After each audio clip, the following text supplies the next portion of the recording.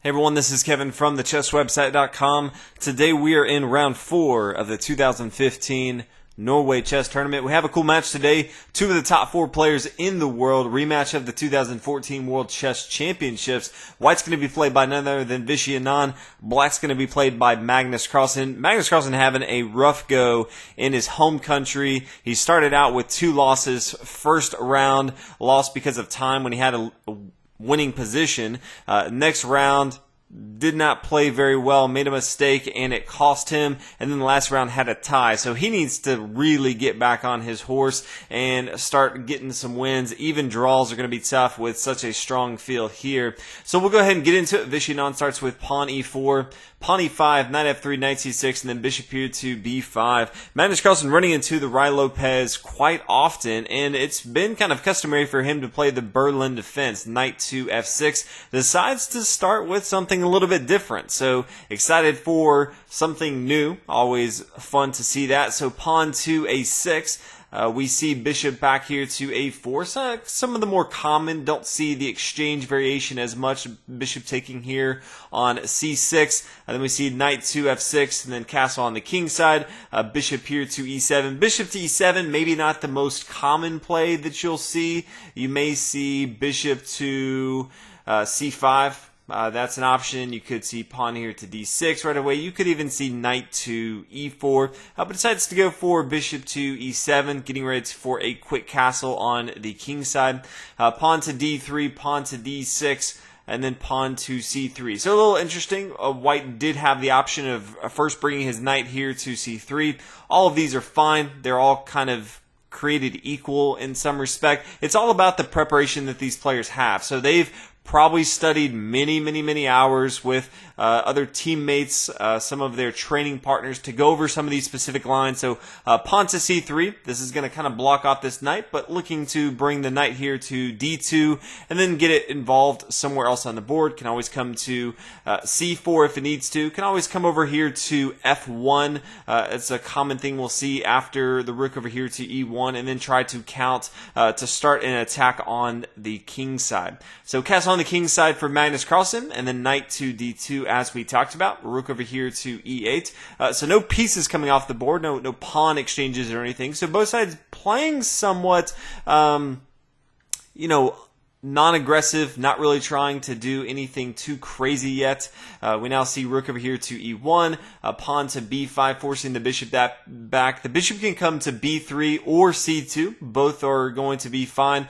Vishy Anand decides to go ahead and come back here with bishop here to c2, bishop back here to f8. So both sides, staying kind of back. They're not being too aggressive on both fronts. Knight here to f1, as we talked about, one of the options, just kind of maneuvering all of the pieces over to the king side.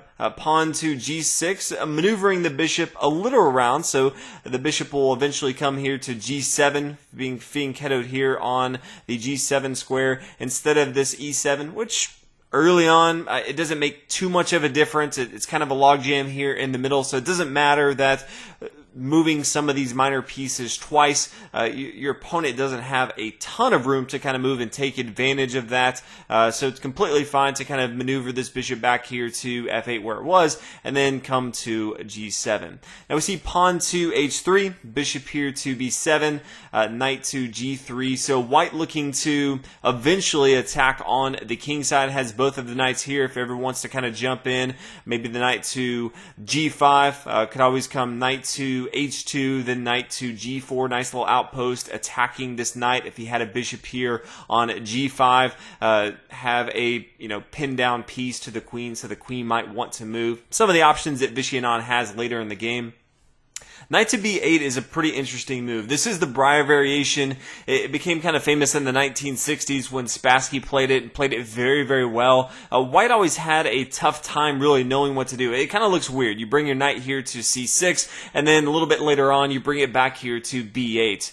But this actually does a lot for black. It allows them to open up the board for the light square bishop to kind of control this long diagonal. It also opens up for this C pawn to actually start pushing forward. Usually in the Ruy Lopez defense specifically, this pawn here on C7 doesn't move much. So now that we've castled on the king side for black, this pawn can push forward, put a lot of pressure on the queen side. The knight can always come over here to D7, protect this pawn here on E5. So going to be completely fine for black as Magnus Carlsen is trying to find some weird variation that he can kind of break through and hopefully get a win against Vishy Anand.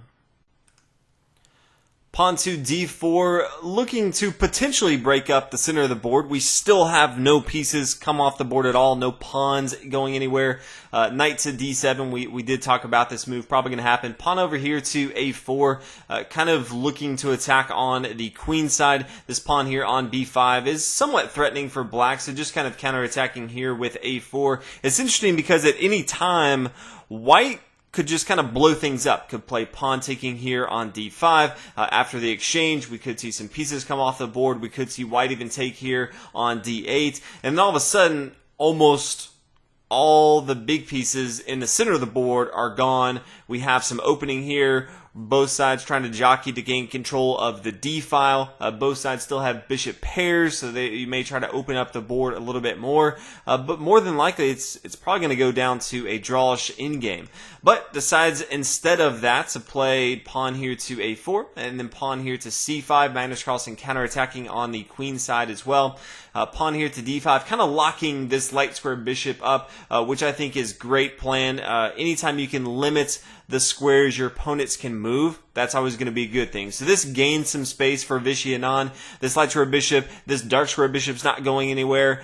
So it's, it could eventually come here to G7, but even that's not doing too much. It's kind of blocked by both this knight and this pawn. So Vishy Anand's going to be able to have a much more active game with his bishops. The light square bishop may not be as active as the dark square bishop, but all in all, Vishy Anand probably has a slightly better position in this board state than Magnus Carlsen. Now we see pawn to C4, bishop here to G5. Vishy Anand getting his pieces more involved into the action. He has the most aggressive bishop in the game, so decides to go ahead and get that out here. Pin down this knight to the queen, very important. The queen could always come to C7. I really like this move. Just don't even have to worry about it. You do have the knight here on D7, which isn't going really anywhere else right now. Potentially, if he wanted to use this outpost on C5, he definitely could. But right now, it's doing fine just holding down the fort to this knight here on F6. So could always play the queen here to C7 if he wanted to. Decides to first play bishop here to G7. This way, even if he plays queen to C7, he can still bring his knight to C5. Great outpost move, attacking this pawn, central square that white's going to have to deal with as far as protecting that. So that's going to be something Magnus Carlsen's going to be looking at. Queen here to D2, rook over here to B8, and then knight to H2. And if we kind of look at white's board state as far as the options he has, so far neither side has really blinked first. We don't have any material off the board. It's very clogged up right now. If we look at white's options, he could always retreat his bishop back. Bishop here to E3 is completely fine. Both sides have been moving their pieces back and forth, just small improvements, waiting to see what their opponents does. Doesn't necessarily want to blow up maybe the queen side right now. The rook has come over here recognizing that, hey, something may happen on this B file. That's going to be fine. The rook could always come here to, let's say, A3.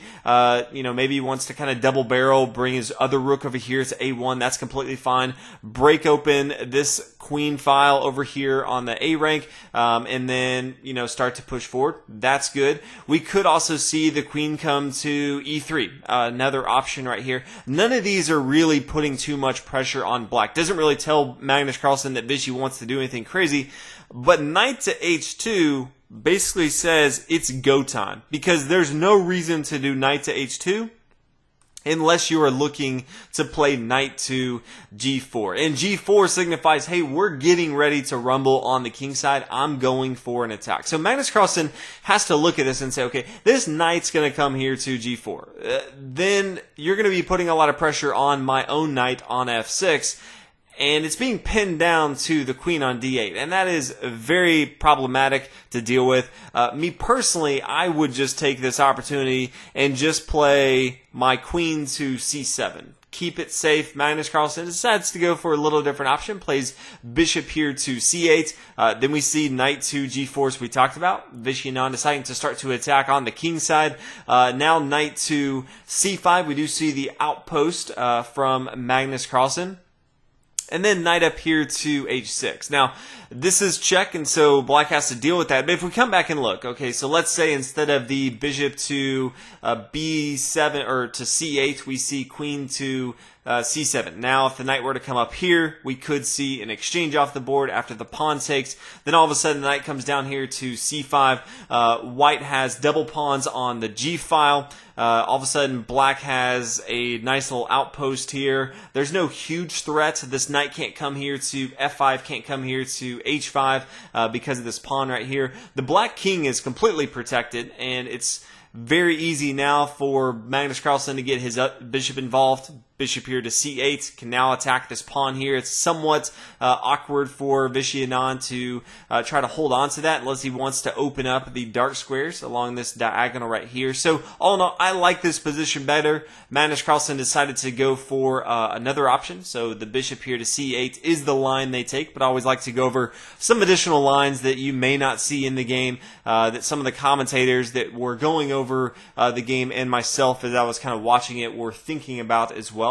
So knight to c5, now knight up to h6 check. We do see an exchange off the board, and then the pawn taking here on a4. Now, black is up material right now, and white could decide to go ahead and take the material back. Decides to go and first play rook here to a2, knowing that this pawn could be captured if white wants to. He does have both his rook and his bishop both eyeing it, but decides first to play a rook here to a2. Now pawn to a3, saying, okay, I know I'm going to lose this material, but that's going to be completely okay. If we come back, I think white even had another option. He could have played bishop here to e3, knowing that this rook could take. But if the rook takes here on b2, he does have some options. The bishop could take here on c5. If we do see an exchange on board, now the queen comes back here to c1. The rook's going to have to move. Now the bishop can take. Black has a horrible pawn structure, double pawns on the c file without anything on the b or d file. That's not going to be good. White has a very active position. So I see that there was a threat here on b2, but I think it'd be completely okay to just bring the bishop back here to e3. And even if the queen were to come, let's say queen to c7, trying to hold down the fort with the knight here on c5, we could still see the bishop take and then the queen take, and now the bishop takes here on a4. And the rook can't really come down here to b2. It's protected by the queen, but even more than that, the bishop is attacking this rook here on e8. So some of the other options that Vishy and Anand had decided to play it a little closer to the vest and just play the rook here to a2, and then Magnus Carlsen giving that material back, pawn here to a3, and then we just see the pawn take here on a3. Magnus brings his knight back here to d7, and then pawn to f4. Pretty aggressive move from Vishy and Anand. He had some other options as far as playing a little bit maybe more passive, but decides to just go for the jugular. Pawn here to f4, trying to blow stuff up. He kind of has his opponent on the rope right here, and so decides to just continue to attack. Pawn here to a5, rook over here to f1. Since you're going to be pushing pawns, your rooks always belong your pawns as you're pushing them. Semi-open files, open files, or just important files. And this f file, all of a sudden, it became pretty important. So he brings his rook over here. Now we're going to see pawn here to f6, pawn here to f5, so Vishy and Anand's pushing forward. Knight to d2 or d3, definitely a nice outpost, but Vishy and Anand, he doesn't really care too much about his light square bishop. It has not been doing anything all game long. It's been kind of just sitting there. So decides, hey, here's a great opportunity to go ahead and exchange off the board right now. Comes back here to queen to d1. Doesn't have to worry right now about this pawn. It's not using it doesn't have a huge threat right now. There's no way for black to really push forward, and so decides to just, hey, let's improve the position. I have a strong attack going over here on the king side, so let's focus on that. Rook here to e7. Magnus Carlsen recognized that, hey, I got to start to build up a defense because Vishy's coming for me. Rook over here to f2. Rook here to f7, and now the queen decides to go ahead and take. Knight here to c5, the outpost that he had the knight on before. Queen over here to f3. So all of the material kind of lined up to start to attack Magnus Carlsen on the king side. Magnus, though, if we look at it, he still doesn't have a active light square bishop, and this light square bishop hasn't done much all game long. It's kind of bounced back between b7 and c8, but hasn't really had a lot of room to move. This knight here on c5 has a nice outpost on the completely opposite side of the board. The rook here on b8 is controlling the only open file on the board, completely away from the action. So you may have heard this in some of my other videos if you've kind of been watching for a while. It's not about the material you have. It's about the material you have in the fight. And Vishy, Anand, just by looking at this board state, we can tell he has a lot of material in the fight. Magnus Carlsen is going to have to find a creative way to get out of this because he's going to have a lot of material flying at his king very, very soon.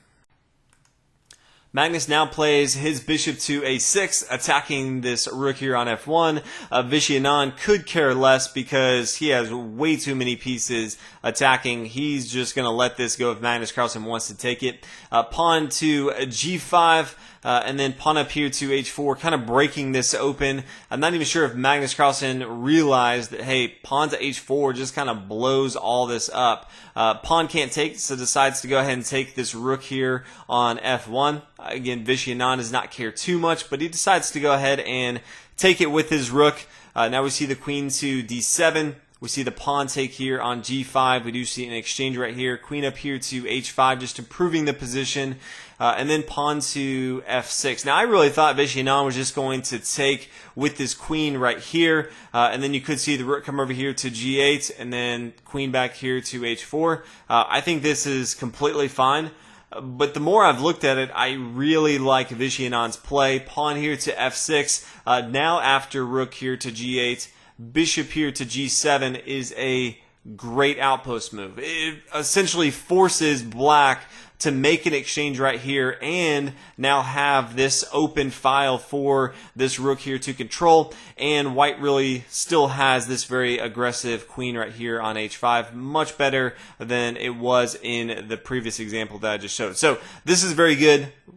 Magnus Carlsen, as we can tell, has to take this because his king can't move anywhere.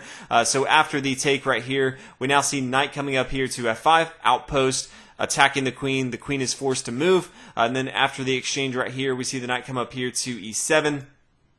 King's going to move, and then taking the rook here on g6. And then the rook's going to become very, very potent, getting behind enemy lines. And he can just pretty much gobble up all of this material. Rook is always going to dominate a knight in the endgame. So even though both sides have equal material as far as pawns, the rook is just so far better than the opponent's knight. It's just not even funny. So pawn to a4, knight to c4, and then after just a few more moves, knight here to f2, and Magnus Carlsen is forced to resign. So congratulations to Vishy, Anand. I'm not sure if he just smelt water in the or blood in the water because Magnus Carlsen has just been getting pounded this entire tournament, or if he just decided, hey, I'm tired of playing passive against Magnus Carlsen. He's beat me in the last 2 world championships.